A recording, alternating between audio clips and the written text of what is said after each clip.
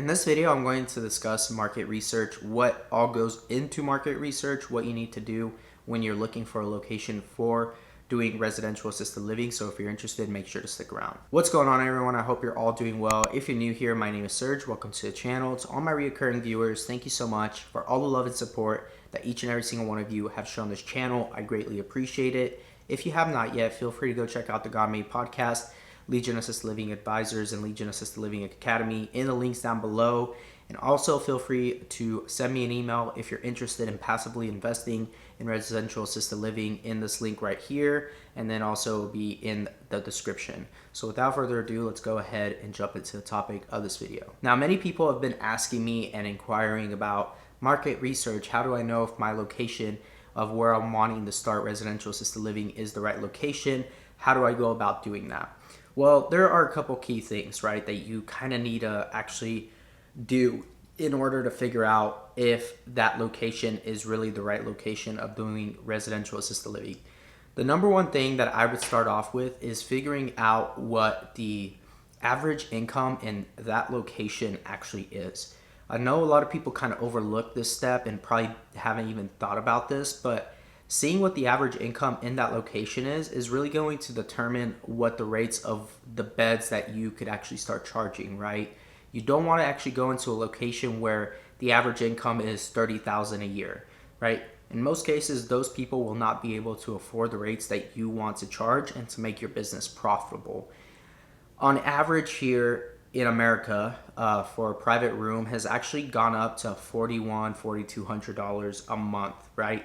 And so for someone to be able to pay that rate, they need to easily have an average income of $75,000 or more to be able to afford that rate. And keep in mind that's average. So the average income in America sits roughly between $54,000, $55,000 a year.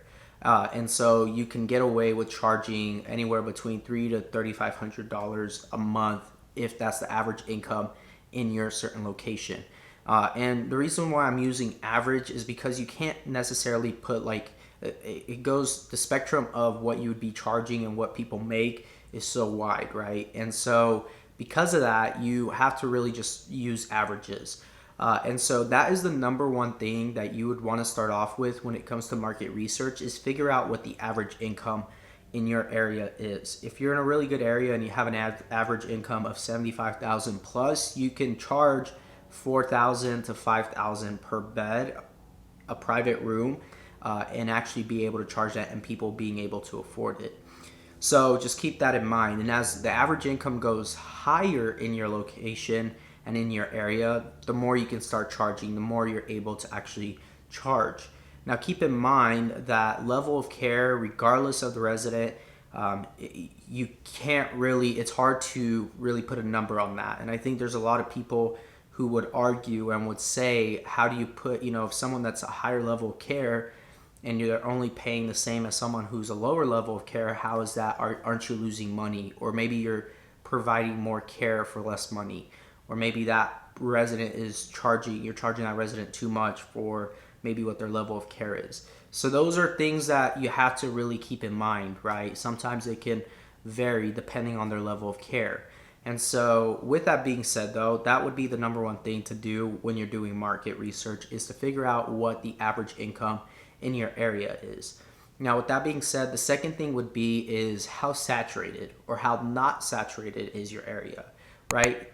With saturation, it's very important to keep in mind is that if that area is really saturated, you may not want to go there, not due to the fact that there's a lot of competition, but just due to the fact that there are more established homes in that area. There are more established homes in that area, they're most likely going to always be getting residents. If they are full, they may be going to people may be going to other reputable established areas or homes in that area. So with that being said, you don't want to go into a heavily saturated area, but you also don't want to go into an area that's not saturated at all. Because oftentimes, if they're not saturated, right, there's not a lot of homes in that area, there's a reason for that. The reason being is probably because there's not enough demand. And that's the third thing. Is there enough demand in the area that you're wanting to go into? The way to determine that is just simply drive around, simply go and ask, simply see where all the rehabs are, where all the hospitals are, where are all the like nursing facilities, right? All the skilled nursing facilities, where are the nursing homes at? And if you don't see them very often in your area, it's probably a good chance there's not really a high demand there. And in most cases, if you're in these bigger cities and you're kind of like on the outskirts, you're probably gonna have enough demand to make it worth your while to actually start a facility in that area. So just keep that in mind when you're actually doing market research. See exactly, you can start doing things to see exactly what the demand is, but that's up to you. You can get creative about it and you can go around, tour a couple places, see how often they're actually placing, see how often they're, getting residents in their facilities, and kind of see their placement to tour ratio as well, and vice versa, their tour to placement ratio. And so you can ask this type of stuff. In most cases, you're probably not going to get the answer to it, but regardless, it's worth a try.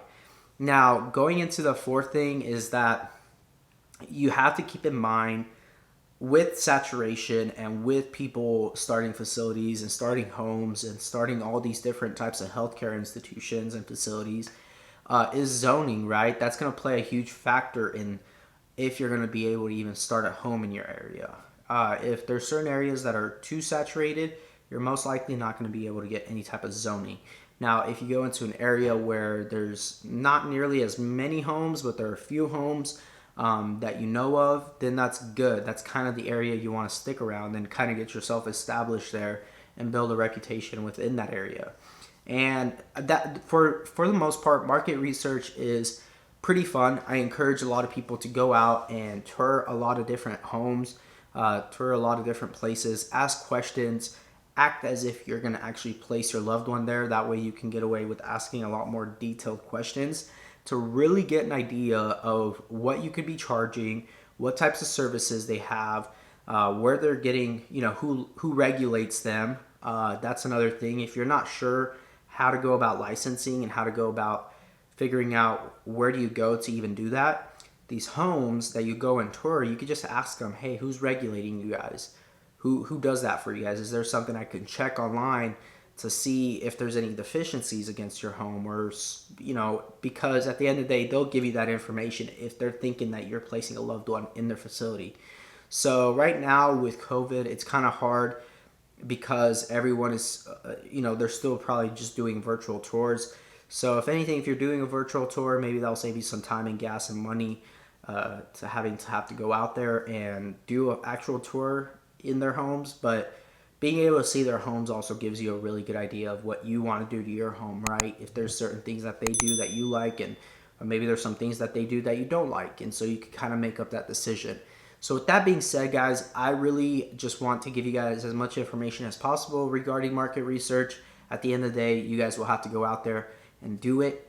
So with that being said, thank you so much. Again, if you guys enjoyed this video, make sure to hit the like button for me. Make sure to smash the subscribe button. If you haven't, go watch all these other videos, and I will talk to you all in the next one. God bless.